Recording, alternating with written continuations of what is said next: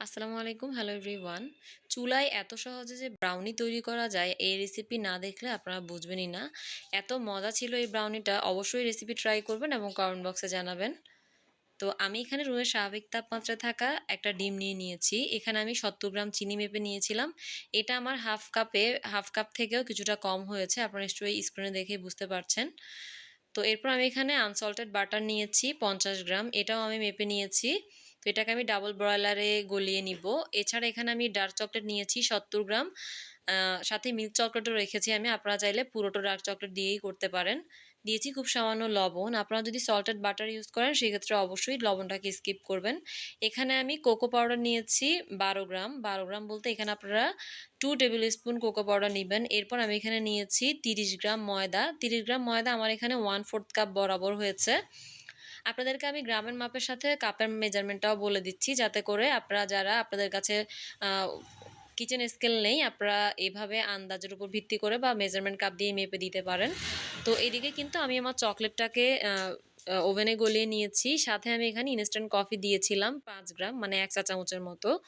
এরপর ওটাকেও আমি চকলেটের সাথে গলিয়ে দিয়েছি এবং ওটা হালকা কুমকুম গরম থাকা অবস্থায় কিন্তু আমি ডিম এবং চিনির সাথে এটাকে মিশিয়ে দিলাম।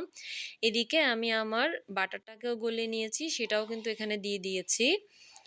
এরপর আমি এখানে ভ্যানিলা এসেন্স দিয়ে দিয়েছি 1/2 চা চামচের মতো। এবার আমি সবগুলো জিনিসকে স্প্যাচুলা দিয়ে একটু মিশিয়ে আমি এখানে আমি এখানে হ্যান্ড বিটারের সাহায্যে এটাকে কিছুক্ষণের জন্য মিশিয়ে নিচ্ছি।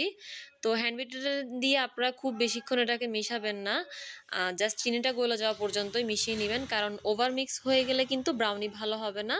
তো এই পর্যায়েই কিন্তু আমি কোকো পাউডার এবং ময়দাটাকে দিয়ে দিচ্ছি, দিয়ে অল্প কিছুক্ষণ এটাকে ভালোভাবে মিশে যাওয়া অবধি এটাকে মিশিয়ে নিয়ে বিটারটাকে একটা সাইডে সরিয়ে রাখবো। তো আপনাদের কাছে যদি ইলেকট্রিক বিটারটা না থাকে অবশ্যই হ্যান্ড উইক্স দিয়ে করতে পারবেন, কোনো সমস্যা নেই। আমার কাজটা দ্রুত হওয়ার জন্য আমি এখানে ইলেকট্রিক বিটারটা ব্যবহার করেছি। তো দেখেন এটার কনসিস্টেন্সিটা ঠিক কেমন হয়েছে। তো ব্রাউনিটা খেতে যাতে আরও অনেক বেশি ভালো লাগে আপনারা চাইলে কিন্তু ব্রাউনির মধ্যে এখানে কুচি করে চকলেট দিতে পারেন। তো সেক্ষেত্রে আমি প্রেফার করবো আপনারা অবশ্যই মিল্ক চকলেটটা দিবেন। আর যারা যে কাস্টমার আপনাদের কাছে ডার্ক চকলেট চাইবে অবশ্যই তাদেরকে ডার্ক চকলেটটাই দিবেন। তো আজকের ব্রাউনিটা বেক করার জন্য আমি এখানে ৪ ইঞ্চি একটা মোল্ড নিয়ে নিয়েছি। তেল বা বাটার ব্রাশ করা ছাড়া একটা কাগজ দিয়ে দিলাম। তো ব্যাটারটা দিয়ে দেওয়া হয়ে গেলে আমি এটাকে একটু ঝাঁকিয়ে নিব, যাতে কোনো বাবলস থাকলে এটা বের হয়ে আসে। চুলায় আগে থেকে একটা কড়াই দিয়ে একটা পাত্র দিয়ে এটাকে ঢেকে প্রিহিট করে নিয়েছি। তো উপর থেকে আমি কিছু মিল্ক চকলেট কুচি করে দিয়েছি, যাতে করে ওটা দেখতেও ভালো লাগে আর খেতেও মজা লাগে। তো ৩০ থেকে ৩৫ মিনিটের জন্য আমি এটাকে বেক করে নিয়েছি। তো বেক করার পরে আমি এখানে আপনি একটা শাঁসলিকের কাঠি দিয়ে চেক করে নেবেন, তাহলে বুঝতে পারবেন যে এটা বেক হয়েছে কিনা। এই যে দেখেন মাশাআল্লাহ আমার ব্রাউনিটা কিন্তু খুব পারফেক্টভাবে বেক হয়ে গিয়েছে। এখন আমি এটা কাটিং করে আপনাদের সাথে শেয়ার করছি। আপনারা স্ক্রিনে দেখেই বুঝতে পারছেন যে মাশাআল্লাহ ব্রাউনিটা কতটা পারফেক্ট হয়েছে। আর এটা খেতেও মাশাআল্লাহ অনেক বেশি মজা হয়েছে।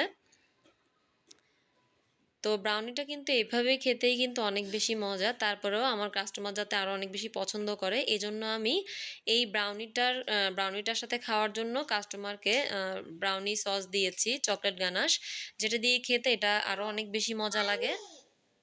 তো আপনারা চাইলে গানাশ দিয়েও ট্রাই করতে পারেন অথবা এভাবেও ট্রাই করতে পারেন। তো আমি কিন্তু আপনাদের সাথে র্যান্ডমলি গানাশের রেসিপিটা শেয়ার করছি।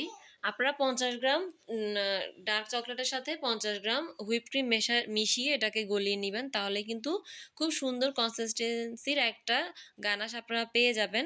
সেই গানাশটাকেই পাইপিং ব্যাগে ভরে আমি এখানে একটু হালকা ডিজাইন করে দিচ্ছি, যেহেতু চুলায় ব্রাউনি করেছি এই জন্য কিন্তু ওভেনের মতো উপরে ক্র্যাক আসবে না বা ওভেনের মতো এরকম সুন্দর হবে না।